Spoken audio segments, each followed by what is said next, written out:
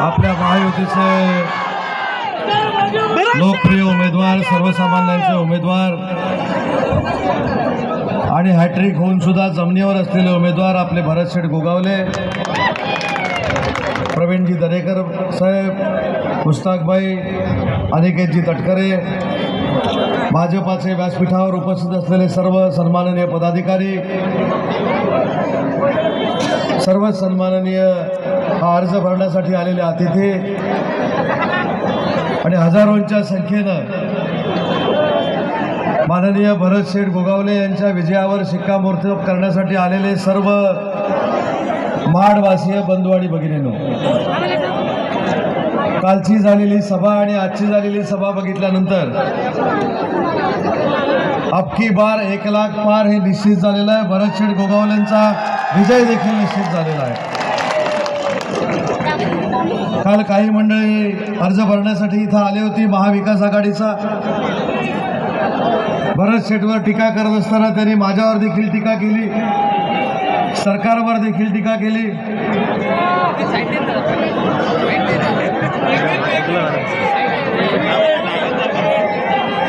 जाऊ दे,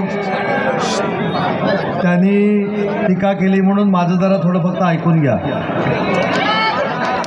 काल त्यांनी आपल्याला असं सांगितलं की भरतशेठ गोगावलेंना विधानसभेमध्ये पाठवण्यापासून रोखायचं आहे, पण मला आपल्या सगळ्यांना धन्यवाद द्यायचे आहेत की हजारोंच्या संख्येनं उपस्थित राहून भरतशेठ पुन्हा एकदा चौकार मारणार आहेत हे आपण सगळ्यांनी मिळून निश्चित केलेलं आहे। पूर्वीचे उद्योग मंत्री देखील इथं आले होते।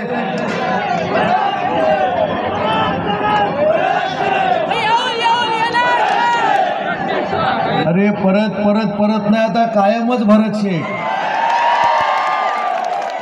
परत म्हणजे दोनदा झालं। परत कायमच भरतशेठ। जोपर्यंत भरतशेठला वाटतं की मला आमदार व्हायचं आहे तोपर्यंत भरतशेठ। अरे कायमच भरतशेठ म्हटल्यानंतर अगली बार कुठं आला आता? ते नंतर दोघं ठरवतील, तुम्ही ते ठरवू नका। तर काल राज्याचे माजी उद्योग मंत्री देखील इथं आले होते आणि त्या उद्योग मंत्र्यांनी उद्योग आले नाहीत अशा पद्धतीची टीका केली आणि उद्योग विभागामध्ये हुकुमशाही चालते अशी टीका केली। मला एकच प्रश्न त्यांना विचारायचा आहे की आज भरतशेठ शिवसेनेमध्ये काम करतात, विकास शेठ गोगावले देखील शिवसेनेमध्येच काम करतात, परंतु जर मी हुकुमशाही केली असती तर तुम्ही उद्योग मंत्री होता। तुम्ही उद्योग मंत्री असताना जे उद्योग केलेत ते झाकण्यासाठी तुमच्या मुलाला धनुष्यबाणाच्या शिवसेनेमध्ये का पाठवलं हा प्रश्न तुम्ही त्यांना सगळ्यांना विचारला पाहिजे।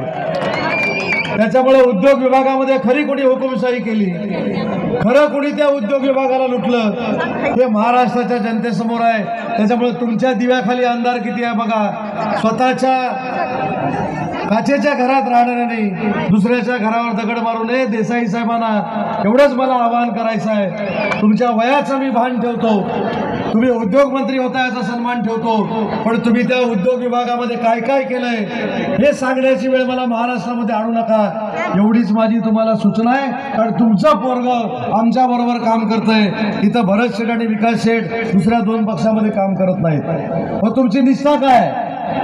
तुम्ही उद्योग मंत्री म्हणून काम केलं, तुम्ही उद्धवजींना सांगताय तुम्ही त्यांचे निष्ठावान आहात, पण तुमचे चिरंजीव सांगतायत मी एकनाथ शिंदे साहेबांचा निष्ठावंत आहे, पहिलं घरामध्ये एकत्र या आणि मग संघटनेसाठी मतं मागा, हे देखील मला इथे तर सांगायचं आहे। आणि म्हणून जे काय मी भरतशेठला बघतो, भरतशेठला ओळखतो, आता कुणीतरी इथं सांगितलं की मी भरतशेठला आशीर्वाद द्यायला आलेलो आहे, मी प्रामाणिकपणाने सांगतो की मी भरतशेठला आशीर्वाद द्यायला आलेलो नाही, तर भरतशेठला सहकार्य करायला आलोय। त्यांच्या आशीर्वादामुळं उदय सामंत या जिल्ह्याचा पालकमंत्री होऊ शकला हे देखील मला इथं सांगितलं पाहिजे। आणि म्हणून ज्या व्यक्तीनं स्वतःचं पद बाजूला ठेवून स्वतःचा नेता मोठा झाला पाहिजे ही भूमिका मांडली, त्या भरतशेठ गोगावलेंना 1 लाख मताच्या मताधिक्यानं आपण निवडून द्यावं ही विनंती करण्यासाठी आज मी महाडमध्ये आलोय। आताच भरतशेठनी माझ्याकडे एक पुस्तक दिलं, ते अहवालाचं पुस्तक दिलं, त्या पुस्तकाचं वजनच एवढं आहे की पुस्तकच उचललं जात नाही. त्या पुस्तकातला निधी जर बघितला तर 288 मतदारसंघामध्ये भरत शेठ एकमेव असे आमदार आहेत की त्यांनी आमच्या सगळ्यांपेक्षा निधी आपल्या सगळ्या जनतेसाठी आणलाय.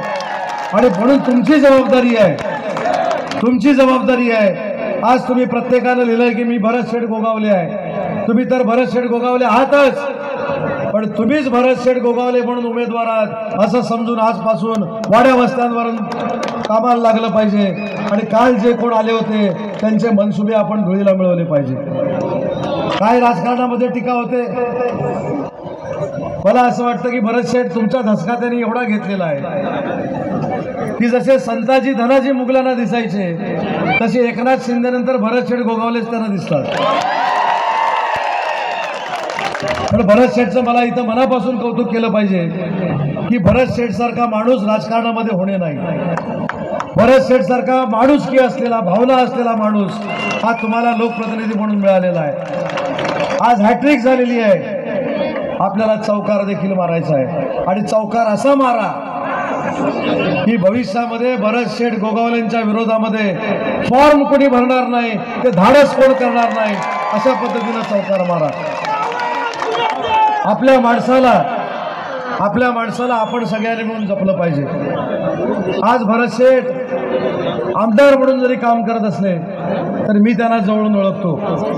रात्री 12-12, 1-1 वाजता मुंबईवरनं महाडमध्ये प्रवास करत मला सकाळी लोकांना 6 वाजता भेटायचं आहे. त्यांच्या अडीअडचणीवर मात करायची आहे. मग ते राष्ट्रवादी काँग्रेस पक्षाचे असतील, शिवसेनेचे असतील, भाजपाचे असतील, या सगळ्या सहकाऱ्यांना मला मदत करायची आहे अशी भावना ठेवणारा 288 मतदारसंघामधला दिलदार आमदार जर कोण असेल तर तो आमचा भरत शेठ आहे. हे देखील मला अभिमानाने इथे सांगायचं आहे. भरत शेठ, मी येताना फटाक्याची दुकानं बघितली. त्यांना सांगितलं की दिवाळीची विक्री झाल्यानंतर स्टॉल बंद करू नका, 23 तारखेपर्यंत फटाके असेच ठेवा. ते सगळे फटाके आम्ही वाजवणार आहोत भरत शेठसाठी, त्याच्यामुळे चिंता करण्याची काही आवश्यकता नाही. काही लोकांनी सांगितले की त्यांनी देखील फटाके घेतलेले आहेत. त्यांना देखील आवाहन करतो, तुमचे फटाके देखील पालकमंत्री म्हणून उदय सामंत 23 तारखेला खरेदी करेल आणि तुमच्याच खाली लावेल. हा देखील शब्द माझा आहे. एखाद्या माणसाला त्रास द्यायचा, एखाद्या माणसाची बदनामी करायची म्हणजे किती बदनामी करायची. मगाशी प्रवीणजी इथे बोलले की प्रकृती बरी नसताना देखील हा माणूस तुमच्यासाठी झटतो. प्रकृती बरी नसताना देखील पुणे मुंबई तुमच्या मतदारसंघामध्ये फिरतो. या वारीच्या वेळी मी भरत शेठना एक प्रश्न विचारला होता, त्यांना विचारा, ते साक्षीदार आहेत. भरत शेठ, तुम्ही वारीला का चालले? भरत शेठने जे मला उत्तर दिलं ते महत्त्वाचं आहे की ज्या ज्या वेळी मी वारीला जाऊन काही मागितलं ते माझ्या महाडवासियांसाठी मागितलं आणि महाडवासीय मला आशीर्वाद देतात, म्हणूनच मी आमदार आहे. ही सांगणारी नम्रता ही भरत शेठ गोगावलेंमध्ये आहे. माणूस कठोर दिसतो, माणूस राखड दिसतो, पण त्याचं जर मन बघितलं तर तसं मन आणि हृदय कुठचंही कोणाचं असू शकत नाही.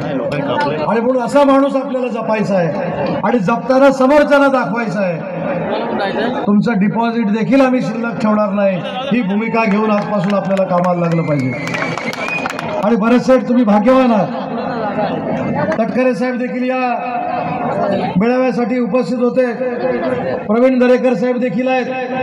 तटकरे साहेब म्हणजे अजितदादा उपस्थित आहेत. प्रवीण दरेकर साहेब उपस्थित आहेत म्हणजे देवेंद्रजी फडणवीस उपस्थित आहेत आणि स्वतः भरत शेठ आहेत म्हणजे एकनाथ शिंदेच आहेत. त्याच्यामुळे तिन्ही नेत्यांच्या उपस्थितीमध्ये हा अर्ज भरला आहे. हा संकेत अतिशय भाग्याचा आणि चांगला आहे. आज मला अजून एक आपल्याला विनंती करायची आहे. विशेषतः महिला भगिनी फार मोठ्या संख्येने इथं उपस्थित आहेत. महिला भगिनींना एकच आठवण करून देतो, मुख्यमंत्री माझी लाडकी बहीण योजना ज्यावेळी मुख्यमंत्र्यांनी जाहीर केली, देवेंद्रजींनी जाहीर केली, अजितदादांनी जाहीर केली, त्यावेळी बंद पाडणारे कोण होते, बंद पाडावी कोणाची भूमिका होती, तर त्या उभाठावाल्यांची होती, काँग्रेसवाल्यांची होती. हा विचार देखील माझ्या महिला भगिनींनी केला पाहिजे. आज महिला भगिनींना आम्ही मदत करत नाही, पण जे महिला भगिनी आमच्या घराची संस्कृती सांभाळतात, त्या महाराष्ट्राची संस्कृती सांभाळतात, आपल्या प्रकृतीला काही झालं तरी चालेल, आपलं आरोग्य बिघडलं तरी चालेल, पण माझा नवरा चांगला असला पाहिजे, माझी मुलं चांगली असली पाहिजेत, माझे सासू सासरे चांगले असले पाहिजेत, या भावनेतनं प्रकृतीकडे दुर्लक्ष करून माझी महाराष्ट्रातली महिला भगिनी स्वतःचं कुटुंब चालवते. आणि म्हणून मदत नाही तर तुम्हाला दर महिन्याला शासनानं बक्षीस दिलेलं आहे, आणि ते बक्षीस बंद करण्याचं काम जर कोण करणार असतील तर ते महाविकास आघाडीवाले करणार आहेत. आणि म्हणून यांना आता धडा शिकवण्याची गरज आहे. नागपूरच्या एका आमदारानं सांगितलं, 15 दिवसापूर्वी नागपूरच्या एका आमदारानं सांगितलं की यदा कदाचित जर आमचं सरकार आलं, सरकार तर यांचं येणारच नाही. मला असं वाटतं की यांची परिस्थिती अशी होणार आहे की न घर का न घाट का, ना यांच्याबरोबर उभाटा राहणार, न यांच्याबरोबर काँग्रेस राहणार. आणि ते शरद पवार राष्ट्रवादी काँग्रेस पक्षावाले जे आहेत ते त्यांचं काही वेगळंच चालू आहे. पण मी तुम्हाला जबाबदारीनं सांगतो, काँग्रेस पक्षाच्या प्रदेशाध्यक्षांच्या पीएनं माझ्या महिला भगिनींच्या विरोधामध्ये हायकोर्टामध्ये आवाज उठवला, ही योजना बंद झाली पाहिजे, पण ही योजना बंद झाली नाही. मी आपल्याला शब्द देतो, अनेक वेळा आचारसंहिता लागायच्या अगोदर माननीय मुख्यमंत्री महोदयांनी सांगितलेलं आहे, आमचं सरकार तर तुमच्या आशीर्वादाने येणारच आहे, पण 1500 रुपयाचे 1000 रुपये होणार नाहीत, झाले तर 2000 रुपये होतील, 2500 रुपये होतील. हा आम्ही तुम्हाला दिलेला बक्षिसाचा वाटा आहे. तरुणांना देखील आम्ही सहकार्य केलेलं आहे, बुजुर्गांना देखील आम्ही सहकार्य केलेलं आहे. आणि या रॅलीची खासियत अशी आहे, कालची रॅली देखील मी टीव्हीवर बघत होतो, 1-2-4 हजार लोक होती, पण ही 20-22 हजार लोक बघितल्यानंतर अनेकांच्या पायाखालची आता वाळू सरकणार आहे. पण या रॅलीचं वैशिष्ट्य काय, या रॅलीमध्ये मी आता एका आजोबांना भेटलो भरत शेठ येताना, त्यांचं वय 84 होतं. त्या आजोबांना मी विचारलं की तुम्ही कुठे निघाले, ते म्हणाले मी भरत गोगावले आहे. नंतर माझा एक तरुण सहकारी मला भेटला, त्याने माझ्यावर आता फोटो काढला, म्हणजे तुम्ही कुठे निघाले, मी म्हणाले भरत शेठ गोगावलेंचा फॉर्म भरायला निघालोय, मी भरत शेठ गोगावले आहे. त्याच्यामुळं 25 वर्षाचा युवक देखील तुमच्यासोबत आहे, माझ्या महिला भगिनी देखील तुमच्यासोबत आहेत, आणि 84 वर्षाचे बुजुर्ग देखील तुमच्यासोबत आहेत. समोरच्याचं डिपॉझिट गेल्याशिवाय राहणार नाही ही खात्री माझ्यासारख्या कार्यकर्त्याला झालेली आहे. आणि म्हणून तुमच्या सगळ्यांच्या वतीनं भरत शेठ गोगावलेंना विजयासाठी आजच अभिनंदन करतो. आणि आज ही सभा अर्ज भरण्याची सभा नाही, तर निवडून आल्यानंतरची विजयाची सभा आहे, असं या ठिकाणी मत माझं व्यक्त करतो. धनुष्यासमोरचं बटन दाबून भरत शेठ गोगावलेला विक्रमी मतानं आपण विधानसभेमध्ये पाठवावं. आणि ही ईश्वरचरणी प्रार्थना करतो की आज मी या जिल्ह्याचा पालकमंत्री म्हणून आलोय, पण 35 दिवसानंतर माझे सहकारी, माझे मित्र या जिल्ह्याचे पालकमंत्री भरत शेठ गोगावले असतील, एवढी ताकद आम्ही महायुती म्हणून त्यांच्या मागे उभी करू, एवढाच शब्द देतो. धनुष्यबाणासमोरचं बटन जोरदार दाबावं. 5 वर्षाचा असा शॉक महाविकास आघाडीला लागला पाहिजे की पुढच्या 5 वर्षानंतर भरत शेठ शॉक देतात म्हणून फॉर्म देखील भरला गेला नाही पाहिजे. एवढी दक्षता आपण सगळ्यांनी घ्यावी, एवढीच विनंती करतो. हजारोंच्या संख्येनं आपण जमून कालच्या सभेला मातीमोल केलं, त्याबद्दल आपल्याला धन्यवाद देतो आणि थांबतो. जय हिंद, जय महाराष्ट्र.